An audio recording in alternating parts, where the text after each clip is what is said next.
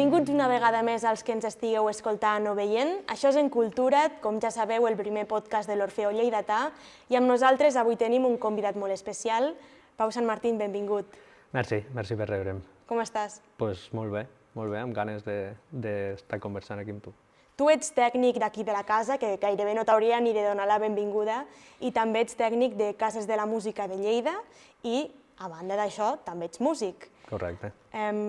Abans de que m'expliquis una mica la teva feina actualment, com vas començar a endinsar-te en aquest món de la música?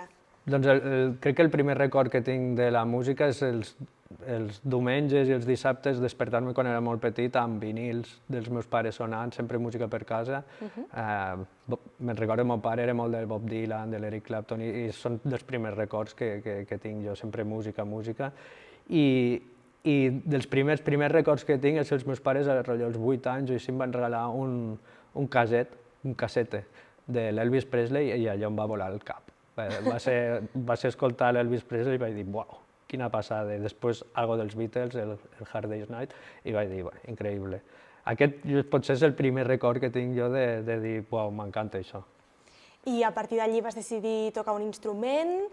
Sí. Quan vas començar? Amb quin instrument també? Sí, vaig començar als 10-11, vaig començar amb el clarinet i el saxo.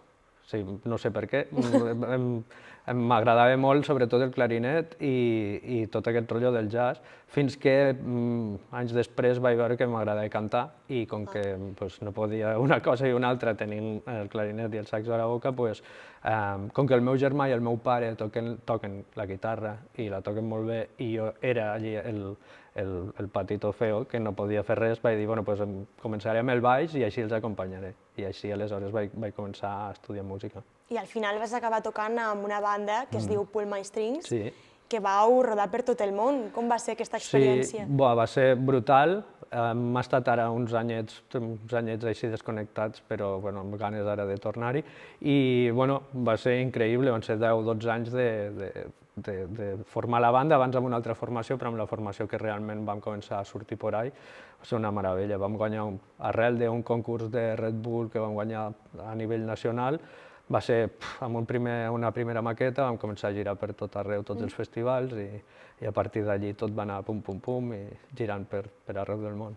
Sí. Algun festival, algun escenari que recordis així especialment? Doncs sí, el primer festival que vam fer va ser el Festival de Benicàssim, que vam fer doblete allí, després ja van venir Arenal Sound, el Low Cost, jo què sé, molts més, l'Eurovision, el Kutxa Kultur, molts d'aquests que sempre pensava, uau, quina passada, i llavors, ni que la nostra lletra estigués allí petiteta, era superguai veure'ns allí. Tenim gent d'aquí Lleida que ha anat casualment al Festival de Benicàssim, l'altre dia teníem a la Niña Paracaídas. Cert. Bé, passant perquè tu, a banda de ser tècnica aquí a l'Orfeó, també ets professor de música. Sí. Com descriuries l'experiència de ser professor de música? Com es treballa amb nens, per exemple? Jo, quan vaig presentar la meva proposta per entrar aquí a l'Orfeó, va ser només com a professor. Es van donar les casualitats que jo ja feia de professor, però més a nivell particular, i llavors justament van marxar alguns professors de guitarra i de baix, i mira, en una conversa amb un dels professors d'aquí em va dir, hosti, estaria bé que t'incorporessis.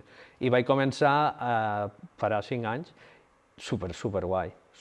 La veritat és que el poder ensenyar o almenys transmetre que la música significa per mi, més enllà d'aspectes tècnics i tal, que penso que el que és important és que la gent jove vegi o aprengui que la música també està per passar-s'ho bé. I jo els dic a molts dels meus alumnes, vull dir, el dia que no t'ho passis bé, planteja-t'ho. I és un honor. Sí que, diguem que a nivell d'energia dones molt, també reps molt, però dones molt. Aleshores, jo supercontent, a part és que sempre els dic a tots els meus amics, tinc alumnes meravellosos i que ja porto molts anys amb ells i ho estic disfrutant moltíssim. Clar, perquè ells ho tenen això com a activitat extraescolar, com algo que ells han triat, no? Exacte. Li deuen posar moltes ganes i molta passió. Sí, és que és això, vull dir, ells trien l'instrument i no hi va ningú, diguem, obligat, no? Aleshores, clar, per petits que siguin, saben el que volen, tenen ja els seus gustos musicals i la idea o el que jo intento és transmetre-li la meva passió per la música, ensenyar-los en la mesura que puc tot el que sé, perquè tinc alguns que ja són grans que li dic, hosti, és que toques millor que jo ja. I aleshores, bueno, jo amb això molt content, em considero molt afortunat i sé que si algun dia no ho faig ho trobaré molt a faltar. Ara sí, passem a parlar del projecte de Cases de la Música. Explica'ns en què consisteix. Pues el projecte de Cases de la Música que va venir arrel de... Bueno, de fet vam començar en plena pandèmia, que va ser un miracle que el projecte caigués aquí. Tot això surt de... Es va notar en la indústria musical que bandes emergents o bandes que començaven doncs no tenien l'oportunitat d'accedir a sales de concerts grans, perquè això és un país que es mossega la cua. Bandes petites no poden accedir, diguem, a sales grans perquè, clar, no venen entrades, bla, bla. Llavors, clar, és com un cercle viciós que les bandes petites sempre han d'acabar sempre a sales petites per tocar per 4 persones. Aleshores, la idea va ser... No poden arribar a créixer mai, no? Exacte. Que jo també penso que les bandes han de seguir el seu recorregut i començar per sales petites i tal i qual, no? Però en el sentit de tot el que t'estava explicant, que vam unir-nos una sèrie de sales de concerts de Catalunya, com és el Club de Mataró, la Mirona de Girona, l'Estroika de Manresa, l'Espai Orfeó d'aquí, a Reus hi ha el Submarino, etcètera. I el que volíem fer era impulsar, o ajudar aquestes bandes emergents, que no em mola dir ni emergents tampoc, perquè a vegades se titlla l'emergent d'amateur i no té per què ser així. I si es fa servir massa, no? Potser el concepte emergent... Jo sempre penso que és algo que ja està potser una mica ja cremat, el concepte. I aleshores, a través dels nostres recursos, donar-los l'oportunitat de formar part d'un circuit, d'ajudar-los econòmicament i, al cap i a la fi, de crear sinergies entre tota Catalunya per fer que viatgin i que presentin les seves propostes. I què implica coordinar-se amb totes aquestes sales i tots aquests punts del territori?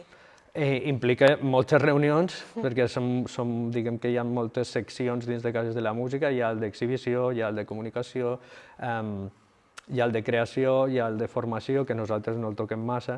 Aleshores, el que sí que fem són reunions periòdiques i a partir d'allí, per exemple, ara estem treballant amb les ajudes al suport a la creació, que fem cada any, i diguem que totes les bandes que s'apunten, nosaltres en fem una selecció i a nivell econòmic o d'ajuda o d'acompanyament el que fem és intentar posicionar-los dins d'un aparador perquè després vagi un segell discogràfic o una promotora i els fitxi.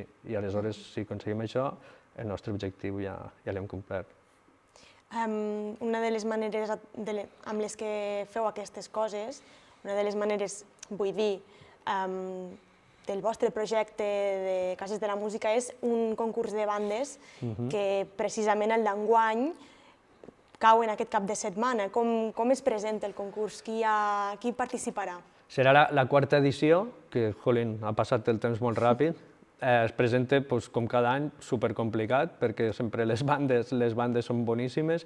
I ara tindrem els Gos Mullat a l'Abril i a la Bru. I, crec que en anteriors edicions han passat per aquí el bo i millor de l'escena lleidatana. L'altre dia ho comentàvem amb els meus companys que crec que estem vivint o hem viscut una època una mica dorada de l'escena. Ara hi ha com una espècie de caliu que abans no hi era. De fet, les bandes que han passat per aquí via beques o concurs de bandes, com Neptú, La Niña Paracaídas, etc., que ja tu les coneixes ben bé, nosaltres, com a Cases de la Música, els hem pogut portar al Festival de Música Viva de Vic o a la Fira Mediterrània de Manresa. Una mica la nostra feina és això, és projectar-los a fora. I el concurs de bandes, al cap i a la fi, és ajuda econòmica, òbviament, però també el poder fer que ho petin. Sí, actueu una mica com a trampolí, no?, d'aquestes... Exacte. Mediadors, dis-ne com vulguis, però sí, la idea és que coneixen i que formem part tots d'una família, d'una mateixa escena i a partir d'allí portar-los fora. També gestioneu el vostre segell discogràfic? Sí, com és això? Aquesta és una de les potes que donen com el final de tot el procés de Cases de la Música, que i que també serveix com a trampolí. El que donem nosaltres és l'oportunitat de que si una banda que està vinculada amb nosaltres vol treure les seves cançons, nosaltres els hi col·loquem digitalment de moment, no sé si físicament arribarà el dia, els hi col·loquem digitalment a les plataformes sota el segell Casa de la Música Records, amb un contracte que no és per a res vinculant. Em refereixo que el nostre objectiu és que si algú... Nosaltres ho posem a l'aparador, si ve un segell i diu «Ei, m'interessa això», el que fem nosaltres ho traiem del nostre segell i els hi donem amb ells. És una mica això, no? I que estiguin a la nostra web i que arribin on ells, potser per si sols, no podrien arribar. Molt bé. Ara mateix ens trobem a l'Espai Orfeó, que vosaltres també us encarregueu de donar-li una mica de vida, programant concerts i programant actuacions que, sense la vostra ajuda, potser aquest espai no tindria tant moviment i no passaria tanta gent per aquí. Bé, quin tipus de grups o d'actuacions s'hi fan? Jo vaig començar aquí l'any següent de començar com a profe. El director de l'Orfeó i de la Casa de Música de Lleida, l'Òscar, em va dir escolta, tenim aquesta sala perquè és una meravella, molaria donar-li un tom i que presentis un projecte, aviam què podríem fer per fer alguns concerts. Sempre s'havia fet programació de jazz, del cor, etc. Però algo més en clau moderna. Aleshores jo vaig presentar el projecte i a partir d'allí es va començar a dir Espai Orfeó. Abans era com la sala d'actes de la Fundació Orfeó Lleidatà i crec que ara ja tothom ho coneix més com l'Espai Orfeó. I bueno, per aquí ha passat tothom, tothom dels que m'agraden a mi també, i penso que seguim una bona línia i que ens hem consolidat com a espai, com a sala, com a equipament, però venint a complementar l'oferta cultural de la ciutat. No hem vingut aquí a xafar ningú.